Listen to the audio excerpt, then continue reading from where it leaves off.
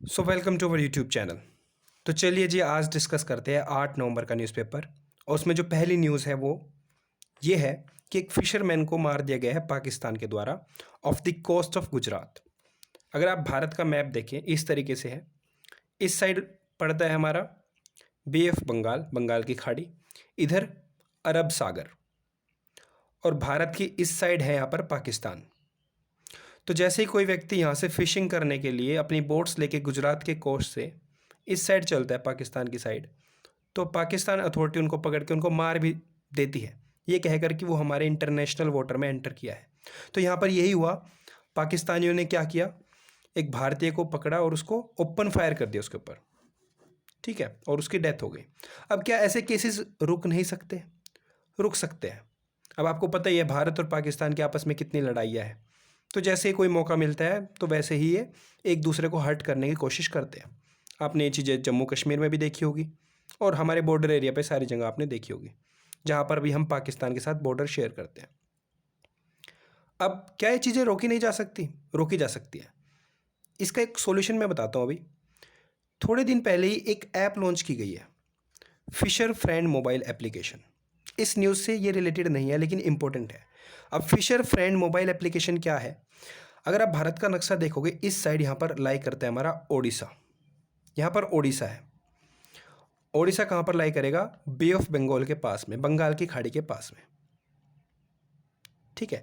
तो हर साल क्या होता है, बंगाल की खाड़ी से यहाँ पर काफ़ी सारे कछुए अपने बच्चे देने के लिए यहाँ पर आते हैं। कहाँ पर? ओडिशा में, ओडिशा की कोस्ट लाइन पे, ठीक है, समुद्र से आते हैं। और उन कछुओं का नाम होता है ऑलिव रिडले।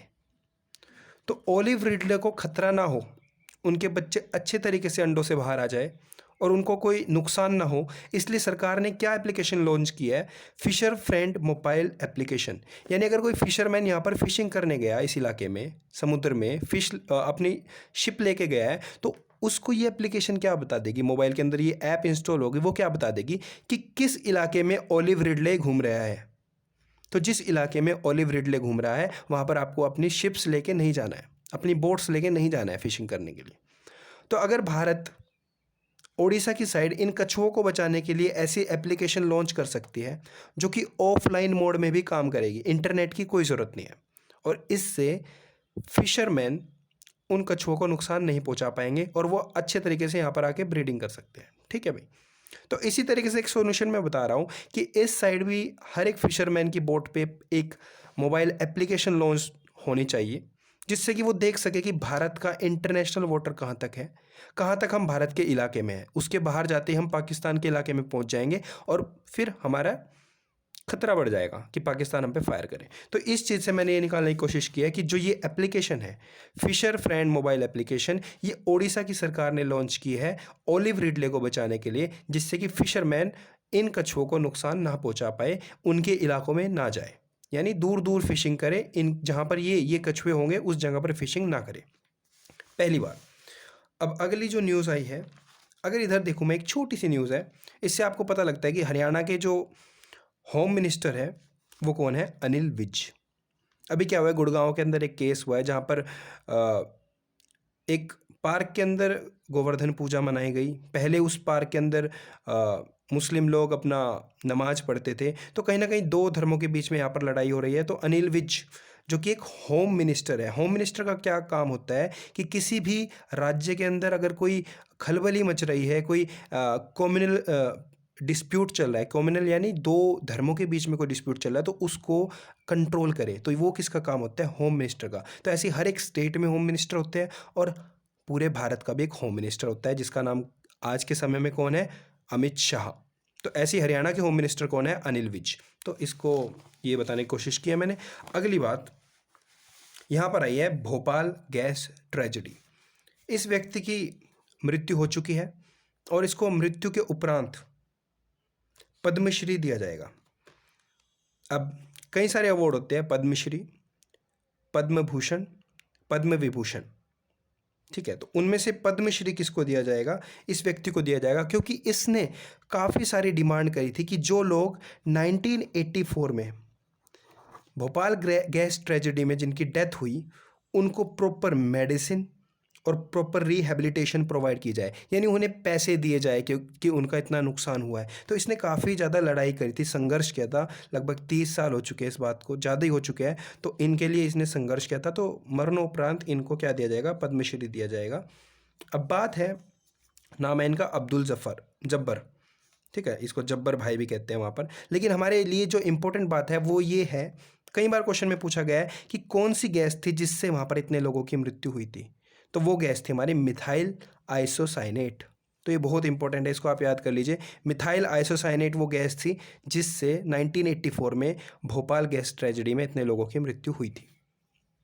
इसी पेज पे दिल्ली के रिगार्डिंग 2 न्यूज़ आई है। अब दिल्ली हमारी क्या है, कैपिटल है। कैपिटल से रिलेटेड न्यूज़ देखते हैं।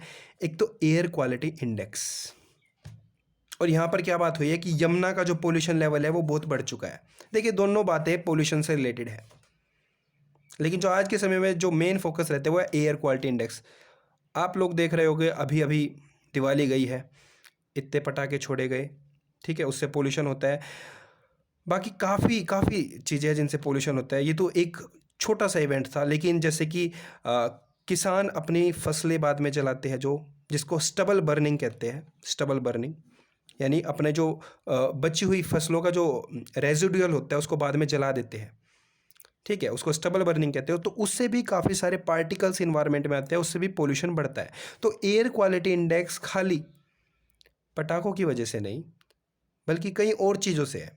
जैसे स्टबल बर्निंग होना, जो फसलें बाद में जला देते हैं, मतलब फसलों की कटाई के बाद जो नीचे थोड़ा सा वेस्ट बचता है उसको जला दिया जाता है।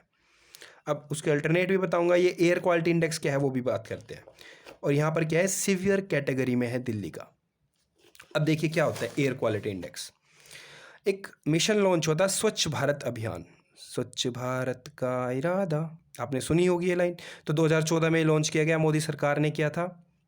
गांधी जी की इस पे चश्मे की फ़ोटो छपी हुई है इसके लोगों पे, आपने देखी भी हो। मेरे से चश्मा इतना अच्छा बना नहीं, ठीक है। तो उसी मिशन के अंडर एक ये नापने के लिए कि एयर की क्वालिटी कैसी है, तो एक इंडेक्स नापने लगे। कौन सा, एयर क्वालिटी इंडेक्स। तो ये जो लॉन्च हुआ था एयर क्वालिटी इंडेक्स, इसको कब मेज़र करना शुरू किया गया था, 17 सितंबर 2014। तो तब ये शुरू हुआ था। अब देखिए, जब एयर क्वालिटी इंडेक्स नापते हैं यानी मेज़र करते हैं उसको, तो उस समय पर कितनी चीज़ों का ध्यान रखा जाता है, क्या क्या चीज़ें नापी जाती है, क्या क्या चीज़ों को मेज़र किया जाता है। तो 8 पोल्यूटेंट्स है जिनको मेज़र किया जाता है। पहले देखिए PM 2.5 और PM 10, पर्टिकुलेट मैटर 2.5। अब ये 2.5 क्या है, अगर आपने मैथ्स पढ़ी हो तो माइक्रोमीटर पढ़ा होगा आपने। क्या, माइक्रोमीटर। तो जो पार्टिकल्स, जो छोटे छोटे पार्टिकल्स हवा के अंदर, जो छोटे छोटे पार्टिकल्स जो 2.5 माइक्रोमीटर से भी छोटे होते हैं, उनको PM 2.5 की कैटेगरी में गिना जाता है। और जो पार्टिकल्स 10 माइक्रोमीटर से थोड़े छोटे होते हैं या 10 के बराबर होते हैं, उनको PM 10 की कैटेगरी में गिना जाता है। ये बात समझ गए आप। अब देखिए, जो स्टबल बर्निंग होती है, मैंने अभी अभी आपको बताया, जो स्टबल बर्निंग होती है, स्टबल बर्निंग में क्या होता है, खेतों में आग लगा दी जाती है, जो फसल का रेजिडुअल बचता है। अब उससे आपने देखा होगा, अगर कोई आप खेत में गया हो या फिर आप खेत के आसपास और कहीं पे किसी खेत के अंदर आग लगाई गई हो, तो आप देखते हो छोटे छोटे पार्टिकल्स हवा में गिरते हैं नीचे आके। तो वही कौन सी कैटेगरी है, PM 10 और PM 2.5। यानी वो पार्टिकल्स है, वो खुद में क्या है, एक वेस्ट है। तो वही ये जो एयर क्वालिटी इंडेक्स नापते हैं, उसमें इन दोनों को भी इवेल्युएट किया जाता है कि इन्वायरमेंट के अंदर PM 2.5 और PM 10 कितना है। और जो दिल्ली के अंदर मेन पोल्यूशन होता है वो इन दोनों की वजह से होता है। इतनी बात समझ गए आप। 10 का मतलब समझ गए, 2.5 का मतलब समझ गए। अब मेन गैसेज है, देखिए कुछ गैसेज है, जैसे सल्फर डाइऑक्साइड। डाइऑक्साइड मतलब 2 ऑक्सीजन के मॉलिक्यूल है। ऐसी nitrogen dioxide, carbon monoxide. Mono क्यों, क्योंकि सिंगल ऑक्सीजन है, कार्बन मोनोऑक्साइड। फिर O3 क्या है हमारी, ओजोन। NH3 क्या है हमारी, अमोनिया। और PB क्या है हमारी, लेड। तो ये 8 थिंग्स, इन 8 थिंग्स को मेज़र किया जाता है ओवरऑल एयर क्वालिटी इंडेक्स को मेज़र करने के लिए। तो इससे ही पता लगता है किसी जगह का एयर क्वालिटी इंडेक्स कैसा है। फिर उसको कैटेगरी वाइज डिवाइड कर दिया जाता है कि गुड एयर क्वालिटी इंडेक्स या बैड, या फिर वर्स्ट, ऐसे कैटेगरीज दी गई है। ठीक है भाई, आप इतना समझ गए। तो ऐसे ही जो दिल्ली का एयर क्वालिटी इंडेक्स है वो लगभग इन दिनों में लगभग 500 के करीब रहता है, जो कि बहुत हैजार्डियस है, बहुत बहुत खतरनाक है। आमतौर पर अगर देख रहे हो तो दिवाली के बाद आप लोगों के जो जुकाम खांसी है ये भी बढ़ने लगी है। तो कहीं ना कहीं इन पर्टिकुलेट मैटर्स का भी एक रोल रहता है, क्योंकि हमारी रेस्पिरेटरी यानी लंग्स के अंदर जो जाते हैं वो यही जाते हैं, और हमारे सीवियर हेल्थ कंडीशन भी हो सकती है। अब इतनी बात तो हमने एयर क्वालिटी इंडेक्स के बारे में जान लिया। अब अगली बात, ये जो एयर क्वालिटी इंडेक्स है इसको कंट्रोल करने का जिम्मा किसके अंदर है, या फिर कौन ये पब्लिश करता है एयर क्वालिटी इंडेक्स? तो हमारे पास है सेंट्रल पोल्यूशन कंट्रोल बोर्ड। तो क्या ये संवैधानिक बॉडी है या एक स्टैट्यूटरी बॉडी है? तो ये एक स्टैट्यूटरी बॉडी है। क्यों, क्या मतलब है इस बात का? यानी ये किसी पार्लियामेंट के एक्ट के द्वारा बनाई गई बॉडी है। ध्यान से सुनिए, पार्लियामेंट में यानी संसद में कोई कानून पारित हुआ होगा और उसके बाद इसको बनाया गया। तो 1974 में एक कानून पारित हुआ था जिसका नाम था वाटर एक्ट। पानी से रिलेटेड एक एक्ट बनाया गया 1974 में, और उसी के अंडर इसको एस्टेब्लिश किया गया कि इसको सेंट्रल पोल्यूशन कंट्रोल बोर्ड। और ऐसे ही हर एक स्टेट में बना दिया गया क्या, स्टेट पोल्यूशन कंट्रोल बोर्ड। तो हम जाने कि ये एक क्या है, पार्लियामेंट के द्वारा बनाई गई एक बॉडी है, तो इसलिए क्या है, स्टैट्यूटरी बॉडी। इसका संविधान के अंदर कहीं भी उल्लेख नहीं है। अगर संविधान के अंदर किसी चीज़ का उल्लेख है तो वो क्या हो जाती है, कॉन्स्टिट्यूशनल बॉडी। तो जो सेंट्रल पोल्यूशन कंट्रोल बोर्ड है ये काम करता है ministry of environment, forest and climate change. Ministry of environment, forest and climate change. तो ये कौन सी मिनिस्ट्री है, ministry of environment, forest and climate change, जो क्या करती है, पब्लिश हमारी एयर क्वालिटी इंडेक्स, पर्टिकुलरली कौन, सेंट्रल पोल्यूशन कंट्रोल बोर्ड।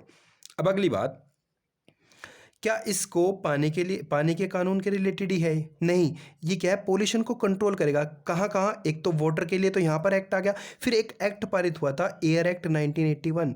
तो यानी इसका जो वर्चस्व है ये जहाँ तक काम करेगा, ये हवाओं से रिलेटेड बातों में भी काम करेगा। एयर से रिलेटेड जहाँ पर एयर क्वालिटी को मेज़र करना होगा वहाँ पर भी ये देखेगा। यानी एयर पोल्यूशन, वाटर पोल्यूशन, हर तरीके के पोल्यूशन को देखेगा कौन, सेंट्रल पोल्यूशन कंट्रोल बोर्ड।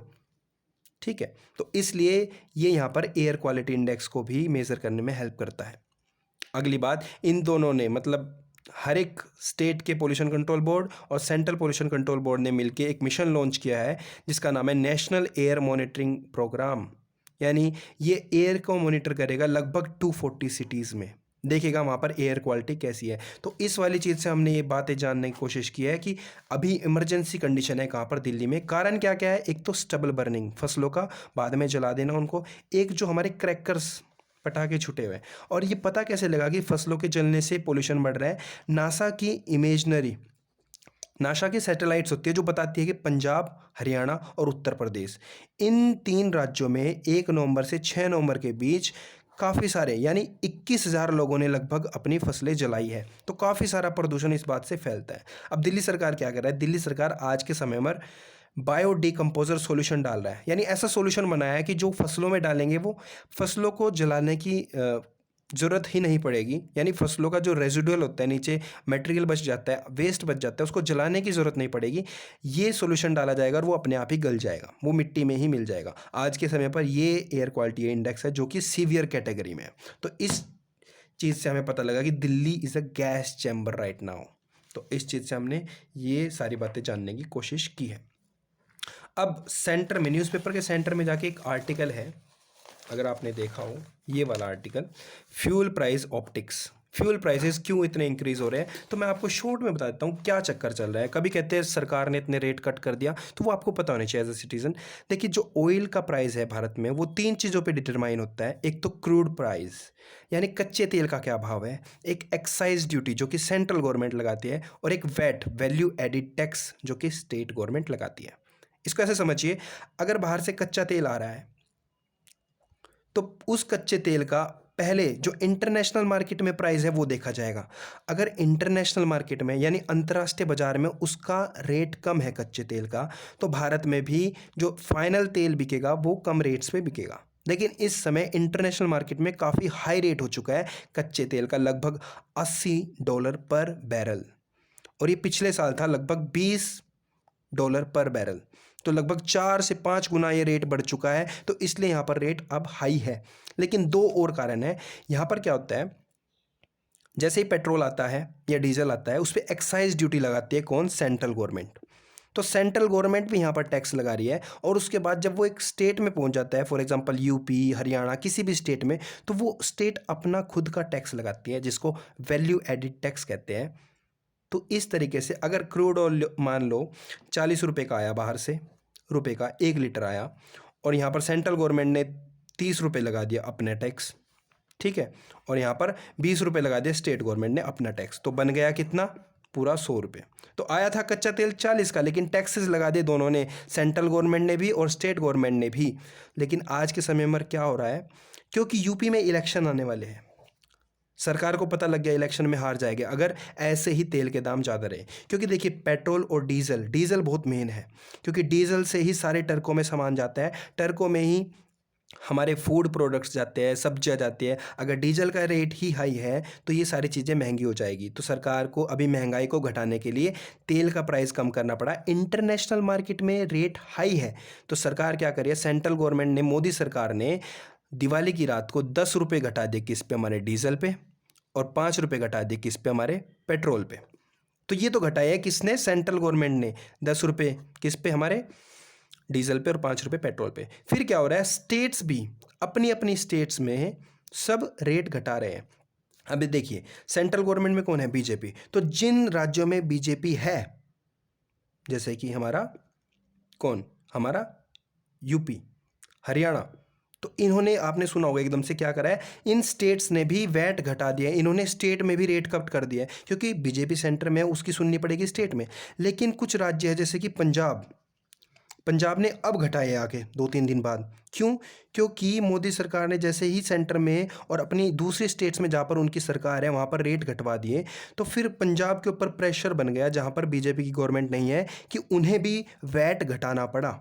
लेकिन अब भी कुछ ऐसे राज्य हैं जहाँ पर बीजेपी की गवर्नमेंट नहीं है और वहाँ पर वैट नहीं घटा। तो बीजेपी एज अ पॉलिटिक्स इसको यूज़ कर रही है, देखा जाए तो, कि यूपी में इलेक्शन आ रहे हैं तो इन्होंने क्या किया, यूपी में भी वैट घटवा दिया। किससे? वहाँ के मुख्यमंत्री से, ठीक है, योगी से। ऐसी हरियाणा में भी घट गया है। तो इसी चीज़ को देखते प्रेशर आता है कांग्रेस के ऊपर, तो उन्होंने पंजाब में भी वैट घटा दिया है। तो आज का अगर न्यूज़पेपर मैं आपको दिखाऊं, छोटी छोटी चीज़ों से आपको चीज़ें सीखना चाहिए। अगर आपको मैं वो पेज दिखाऊं, एक सेकेंड, कि क्या है पॉलिटिक्स, अगर मैं आपको दिखाऊं, आप ये देख सकते हो, ये पेज पूरा एक द हिंदू का एक पूरा पेज पंजाब के सीएम चरणजीत सिंह चन्नी ने बुक करवाया। किस चीज़ के लिए? ये बताने के लिए, ये अनाउंस करने के लिए कि पंजाब सरकार ने 10 रुपये तो कम कर दिया किस पे? पेट्रोल पे, और 5 रुपये कर दिया कम किस पे? डीजल पे। तो जो ये पंजाब के सीएम ने रेट कम करवाया है, वो ये वैट कम करवाया है। और क्यों करवाया है? इतने बड़े पेज पे देने की ज़रूरत क्या पड़ गई? ये दिखाने के लिए कि कहीं ना कहीं कांग्रेस सरकार भी, जहां पर कांग्रेस की सरकार है वहां पर रेट कट कर रही है, स्टेट के द्वारा जो टैक्स लिया जाता है पेट्रोल पे वो, और डीजल पे। तो इसलिए इन पेजेस को देख के भी आप पॉलिटिक्स समझ सकते हो भारत में क्या चल रही है। So I hope you like it, और अपने दोस्तों में इसको शेयर कीजिए, ठीक है। जल्दी अगले लेक्चर के साथ आएंगे। So thank you. अगर आप चाहते हो ओम अकेडमी में एडमिशन लेना, तो ओम अकेडमी, नियर कमानी चौक,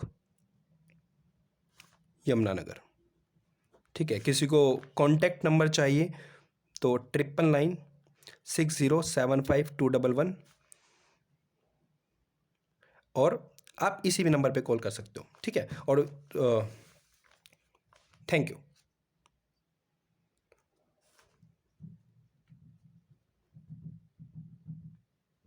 इस नंबर पे भी आप कॉल कर सकते हो।